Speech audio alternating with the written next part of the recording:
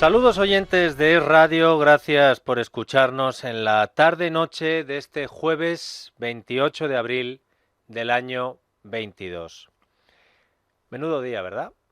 La cantidad de noticias importantes o graves, como ustedes prefieran, que han ocurrido en el día de hoy. Hoy, el titular más repetido en la prensa ha sido este: Bildu salva al gobierno.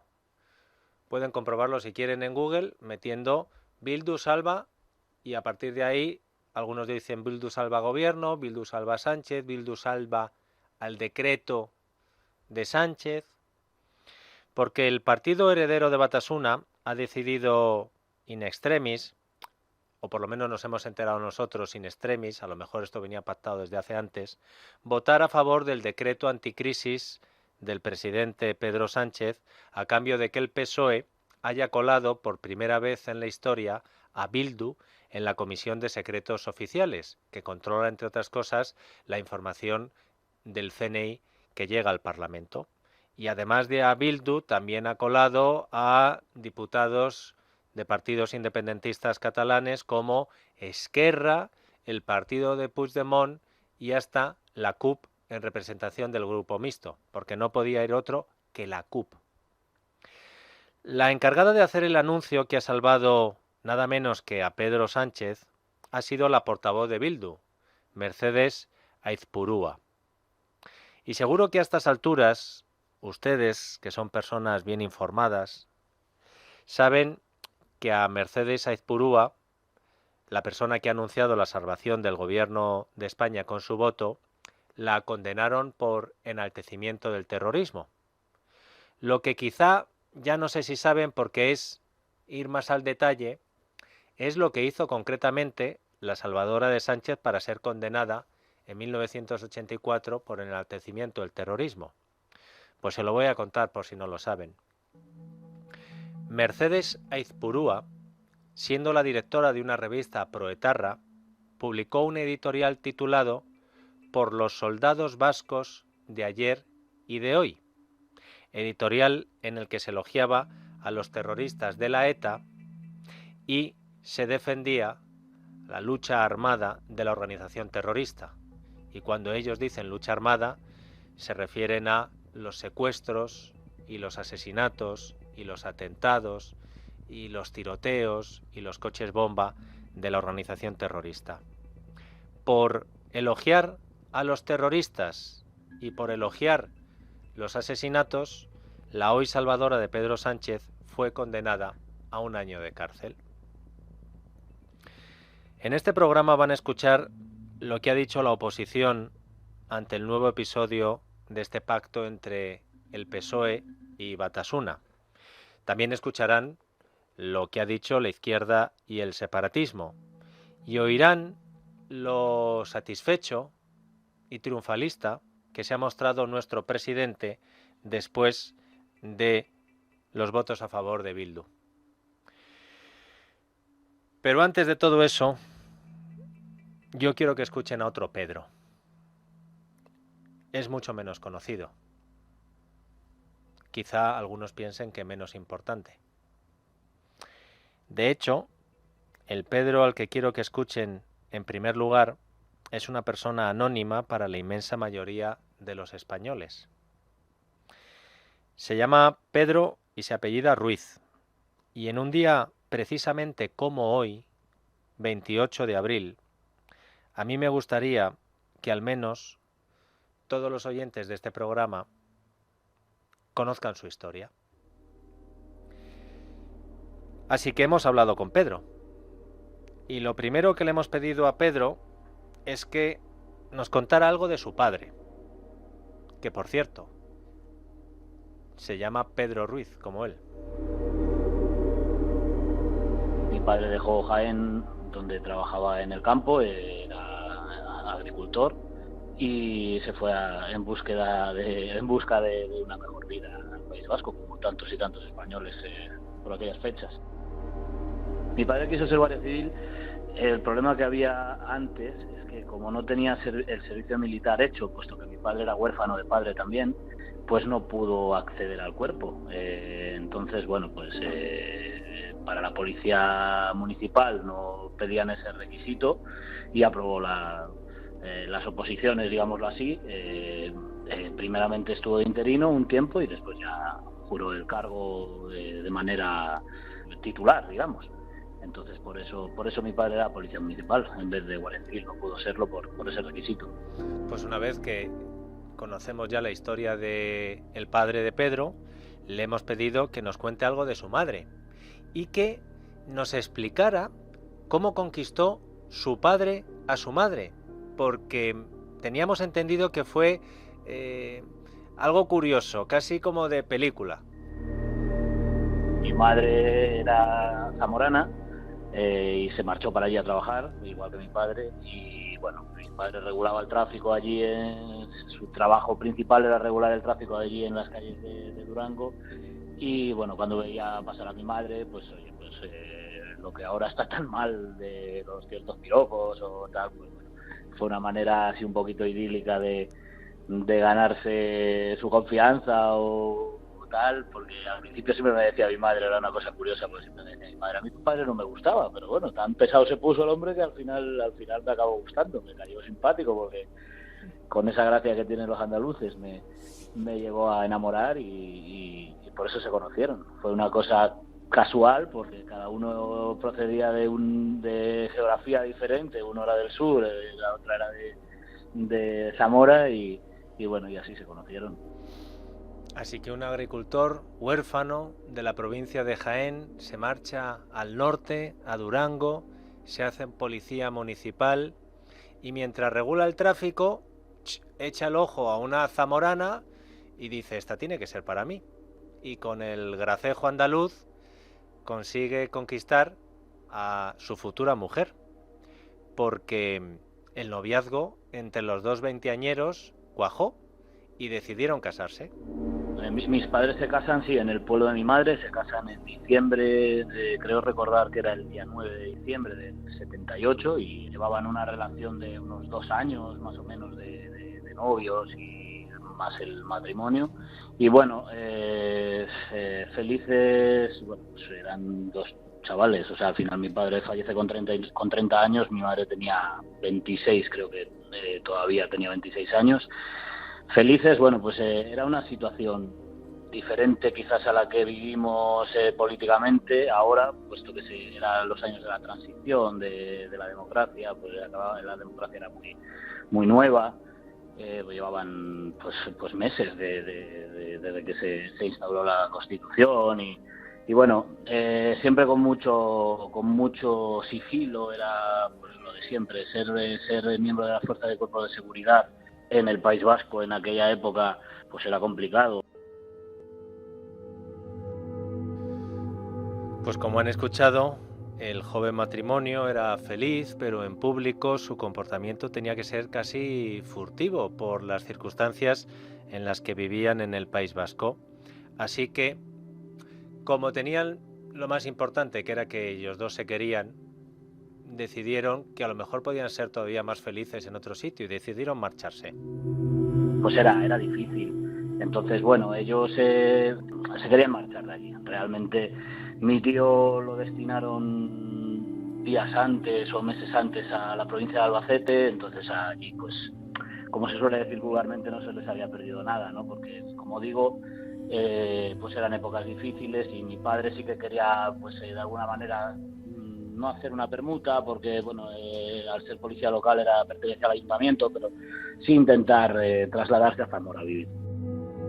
Pues no era fácil, ¿no? Porque siempre te señalaban, siempre tenías que ser prudente en tus salidas o, bueno, tus amistades tenían que ser casi muy de casa, muy de gente de confianza, porque no sabías con quién hablabas o con quién te podía vender o de aquella manera y bueno, sí, ellos estaban pues intentando marcharse de allí y finalmente no lo consiguió el pobre.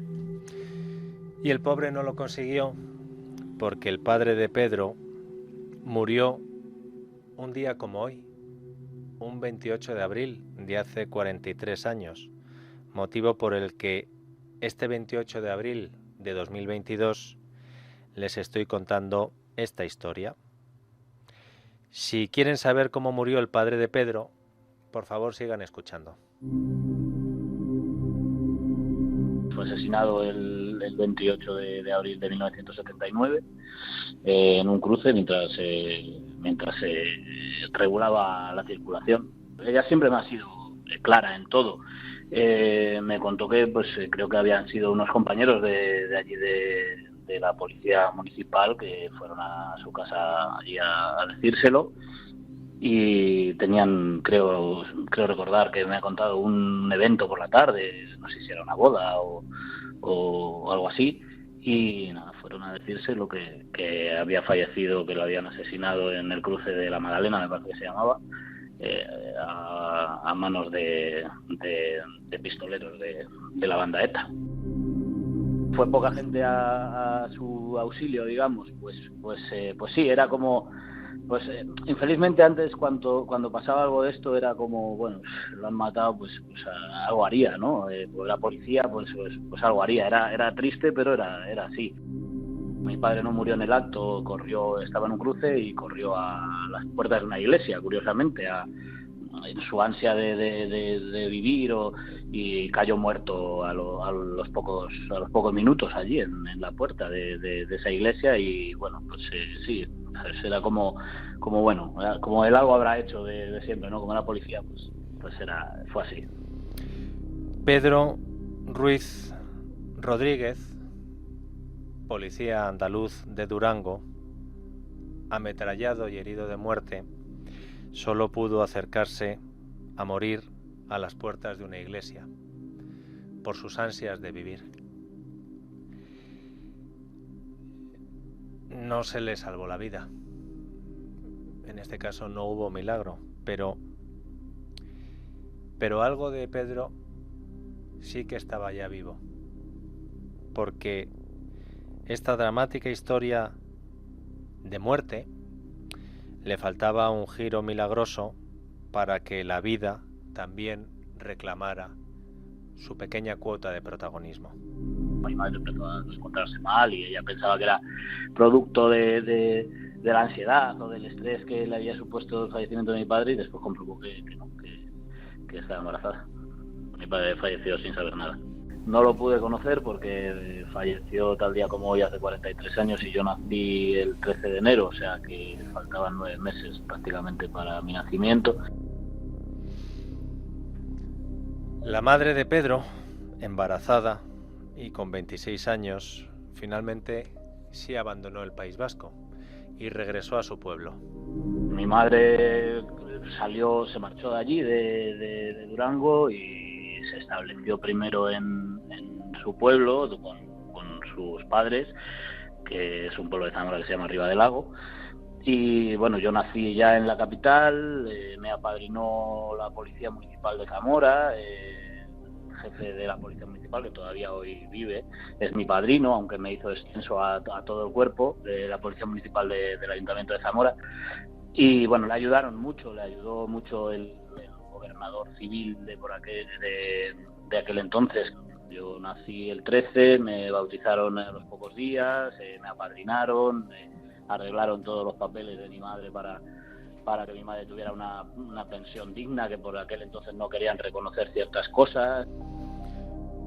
Un huérfano de la ETA, otro más, me dijo una vez que él no se acordaba de su padre, aunque sí que había tenido la posibilidad de coincidir con él, no como Pedro, porque los recuerdos se forman a partir de los 5 años más o menos, y a su padre lo mataron cuando él tenía esa edad.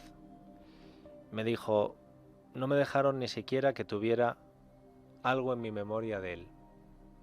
En este caso, en el caso de Pedro, la ETA impidió a un hombre hasta el conocimiento de que iba a ser padre, y a un hijo le impidió coincidir un día, tan solo un día, con su padre. Y la ETA condenó al color más oscuro durante muchos años a una chica de 26. Mi madre yo la recuerdo hasta que tenía 13, 14 años vestida de negro. Pero a mi madre, a mi tía, a mi abuela, a mis abuelas, yo lo recuerdo, pues fíjate, esto fue en el 79, yo cumplí 14 años, o 13, 14 años, o sea, hasta el año 93, 94, mi madre fue de negro, riguroso, ¿eh? O sea, mi madre era como que, bueno, cosas de antes también, ¿no? Pero era como que si te ponías algo de color era como que estabas traicionando de alguna manera la memoria del muerto, ¿no? Entonces sí, mi madre, aún siendo una cría, porque realmente era muy joven, siempre fue de negro hasta que ya poco a poco pues fue poniéndose de color.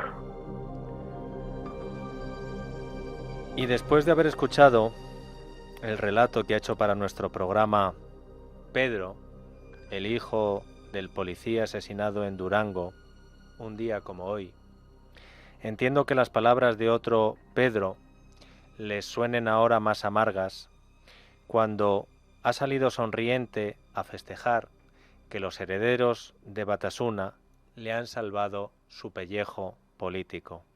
Escuchen a Pedro Sánchez a la salida del Congreso. Muy satisfecho. Tenemos una noticia muy positiva y una noticia que creo que es francamente tranquilizadora para el conjunto de la ciudadanía española, porque al final lo que ha prevalecido ha sido el interés general, el interés de los ciudadanos frente a la politiquería de algunos que anteponen sus intereses partidistas al bien común, al interés general. Por eso a mí me gustaría hacer una reivindicación de la política sana. Y la política sana es pensar en el bien común, en el interés general, en los derechos y las demandas y las necesidades que son muchas de los ciudadanos, frente a una política malsana que lo que hace es, bueno, pues apostar todo al cuanto peor mejor. Y creo que hoy, afortunadamente, y eso quiero reconocerlo en todos los grupos parlamentarios que han votado a favor de este Real Decreto Ley, ha ganado la política sana. ¿Para usted es mejor el voto de Bildu que el del Partido Popular? ¿Para usted es mejor el de Bildu que el del PP? Insisto, creo que lo importante es no perder de vista qué es lo que se votaba a favor o lo que se votaba en contra hoy. Por eso creo que es importante reivindicar una política sana que conecte con las necesidades y con las demandas de los ciudadanos. Y creo que en este contexto tenemos que dimensionar dónde están los debates. Y los debates están en si estamos a favor de defender los intereses de la gente o estamos, por el contrario, dando la espalda a la calle, a los intereses de la calle. Creo, e insisto, que hoy hemos dado un buen ejemplo en el Congreso de los Diputados. Se ha reivindicado la política sana frente a esta política malsana de algunos, bueno, pues que están en cuanto peor, mejor. Y después de haber escuchado el relato que ha hecho para nuestro programa Pedro, el hijo del policía asesinado en Durango, también entiendo que las palabras de otro Pedro les suenen todavía más amargas cuando escuchen cómo ha defendido la inclusión de Bildu, Esquerra, el partido de Puigdemont y la CUP en la Comisión de Secretos Oficiales. Escuchen a Pedro Casares, que es el diputado al que el PSOE le ha encargado hoy esa misión. Ustedes que se creen tan dignos de estar en la Comisión de Secretos Oficiales, ¿de verdad lo creen cuando hoy sabemos que son un partido que han saqueado a este país, incluso en los peores momentos de la pandemia, con comisiones indignantes, señorías del Partido Popular? ¿De verdad se creen más dignos para estar en la Comisión de Secretos Oficiales? ¿De verdad? ¿De verdad? Ese es su problema, señorías del Partido Popular. Ese es su problema. Los que aplaudían eran todos los diputados socialistas. A un diputado que le decía al Partido Popular si se creen más dignos que Bildu, que Esquerra, que la CUP o el partido de Puigdemont para estar en la comisión que vigila los secretos del Estado. Después de escuchar a Pedro Sánchez y a Pedro Casares este 28 de abril del año 2022, que difícilmente se olvidará, creo que lo mejor que podemos hacer es escuchar lo que en el aniversario del asesinato de su padre tenía que decir hoy Pedro Ruiz sobre el trato que se está dando al partido que hoy ha salvado con sus votos al gobierno de España.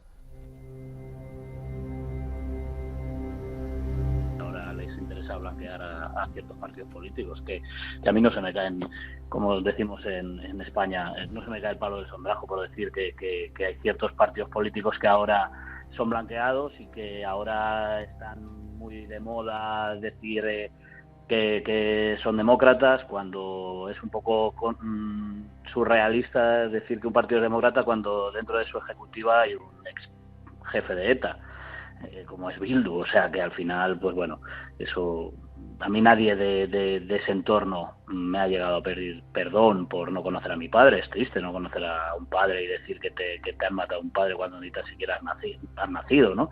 Pero nadie me ha pedido disculpas, ni nadie me ha llegado a posicionar, a decir, oye, pues mira, la sociedad estaba así, yo sé que no, igual no me perdonas, pero bueno, quiero, pues eso no. Le quiero dar las gracias a Pedro, el hijo de aquel agricultor andaluz que deseaba ser guardia civil, y el hijo de aquella chica zamorana a la que conquistó con sus piropos un policía municipal de Durango. Le quiero dar las gracias por habernos contado la historia de su familia, que también es la historia de España, aunque muchos la desconozcan y otros hoy la hayan pisoteado.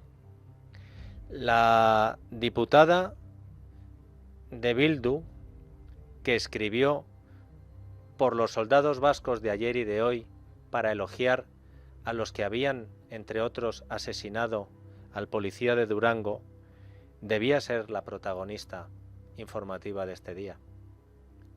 Al fin y al cabo, ella ha salvado al gobierno de España. Pero por las víctimas de la ETA de ayer y de hoy, nosotros hemos preferido que en un día 28 de abril como hoy, el protagonista fuera Pedro y su familia.